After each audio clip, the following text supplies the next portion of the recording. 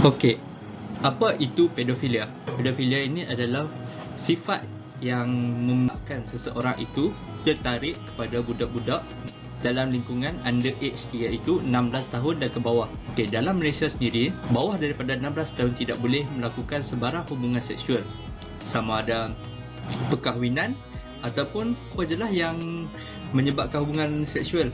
Okey, kenapa pedofilia ini boleh berlaku? Ini kerana ada research mengatakan yang pedofilia ini terjadi apabila sistem dalam otak seseorang, minda mereka tidak boleh berfikir secara terus, sama ada ia mempunyai ketarikan itu sama ada dengan orang yang lebih berumur ataupun bawah pada umur. Selalunya penjenayah pedofilia ini tertarik kepada kanak-kanak. Okey, ini kerana satu, kanak-kanak itu merupakan seseorang yang suci, yang tidak tahu salah atau betul. Kadang-kadang kalau kita dengar kanak-kanak cakap, kita selalu ingat yang mereka itu bermain-main, padahal mereka menyampaikan betulnya. Jadi itu adalah merupakan kenapa penjenayah pedofilia ini berani melakukan jenayah pedofilia. Okey, dalam kita punya video kita akan terangkan tentang cara mengenali mangsa pedofilia, cara mengenali pedofilia itu sendiri, kesan terhadap pedofilia dan juga apa hukuman yang akan diambilkan kepada penjenayah pedofilia. Okey, selain itu juga kita akan cuba untuk menerangkan cara-cara untuk mengatasi pedofilia ini.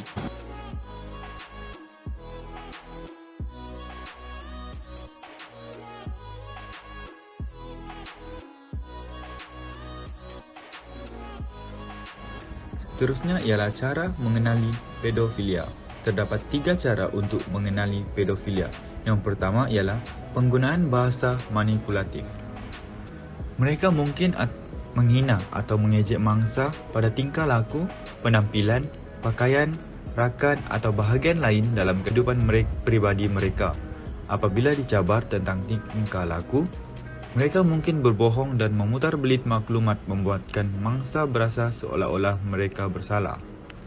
Yang kedua ialah tidak menghiraukan batas fizikal dan seksual.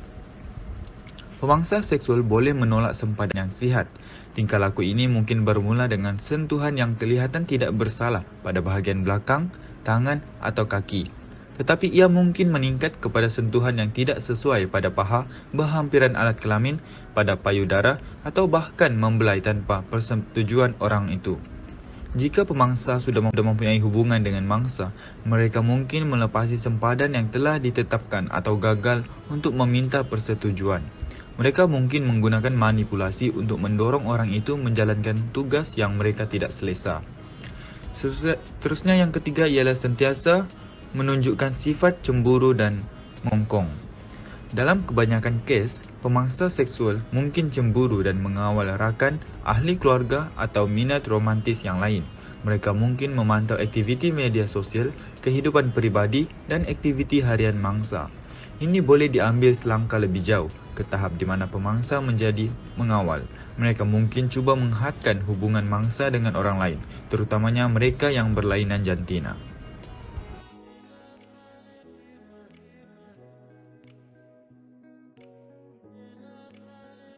So, dekat slide yang sebelum ni kita telah tahu cara untuk mengenali pedofilia ni.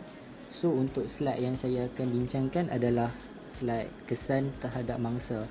So, saya hanya jumpa 2, iaitu yang pertama, trauma secara mental.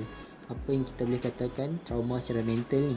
So, trauma secara mental ni ialah mangsa kepada jenayah pedofilia akan sentiasa berasa terancam kerana trauma, kerana gangguan yang dilakukan pada masa yang lalu. So, cara yang paling senang untuk kita cakap benda ni, mangsa tu akan sentiasa berjaga-jaga apabila dia nampak orang yang lebih tua, yang lebih matang daripada dia. So, dia bila dia tengok je orang tu, dia akan teringat tentang kisah-kisah silam yang telah dia lalui. Okey, untuk kesan yang kedua pula yang saya dapat ialah stigma. So saya nak tekankan dekat sini bahawa stigma bukan hanya datang daripada masyarakat sekeliling. Stigma juga boleh datang daripada mindset ataupun pemikiran mangsa tersebut. Hal ini kerana mangsa kekerasan seksual berasa bersalah, malu, memiliki gambaran diri yang buruk. Rasa bersalah dan malu terbentuk apabila tidak berdaya dan merasakan bahawa mereka tidak memiliki kekuatan untuk mengawal diri. Apabila jadi macam ni, mangsa pedofilia ni juga akan terasa berbeza dengan orang lain dan beberapa mangsa akan memarahi tubuhnya akibat penganiayaan yang dialami. Maksud dia dekat sini, mangsa tersebut akan jadi benci dekat diri dia sendiri sebab dia tak boleh nak defend dia punya diri sendiri. So kemungkinan besar benda ni akan jadi lebih buruk ya, dengan mencederakan diri sendiri, dan lebih teruk lagi boleh membawa kepada bunuh diri, suicide.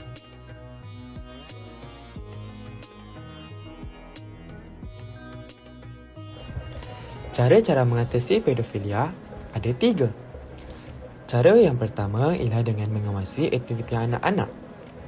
Anak-anak kecil suka bermain, terutamanya di kawasan padang permainan ataupun taman permainan.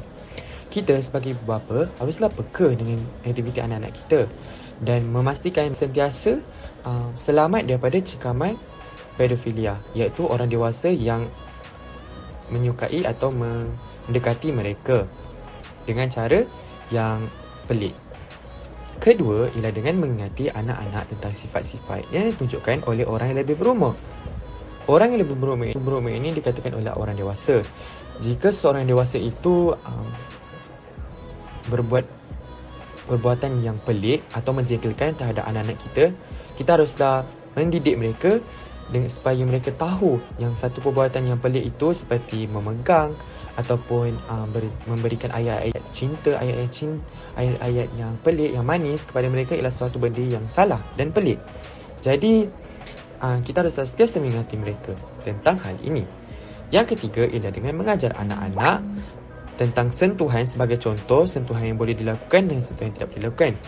Contohnya, anak lelaki dan anak perempuan mempunyai tubuh untuk mempunyai alat sulit mereka dan juga muka dan badan yang lain. Sekiranya seseorang dewasa memegang alat sulit mereka, ia tentulah perbuatan yang salah, terutamanya wanita dan lelaki.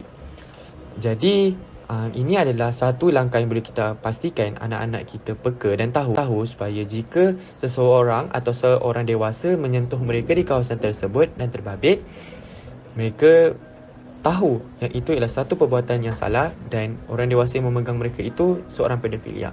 Jadi itu sahaja huraian untuk cara mengatasi pedofilia daripada saya.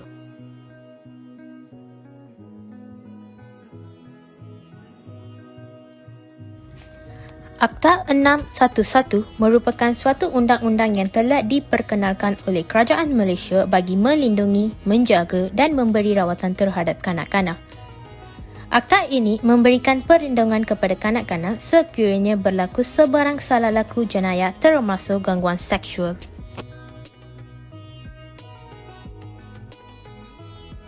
Selain Akta 611, undang-undang lain yang berkaitan dengan kanak-kanak dan pedofilia adalah Akta Pusat Penjagaan Kanak-kanak 1984, juga Akta Keganasan Rumah Tangga 1994 dan Akta Keluarga Islam 1984. Sebagai contoh, di bawah Seksyen 292 Kanun Keseksaan, sesiapa yang menyebar, memiliki, menjual dan menghasilkan bahan berunsur lucak boleh dikenakan denda antara RM10,000 hingga RM50,000 atau maksimum 3 tahun penjara atau kedua-duanya. Dari kajian kami, hal pedofilia dapat dibendung dengan adanya campur tangan ibu bapa dalam kehidupan seharian anak-anak.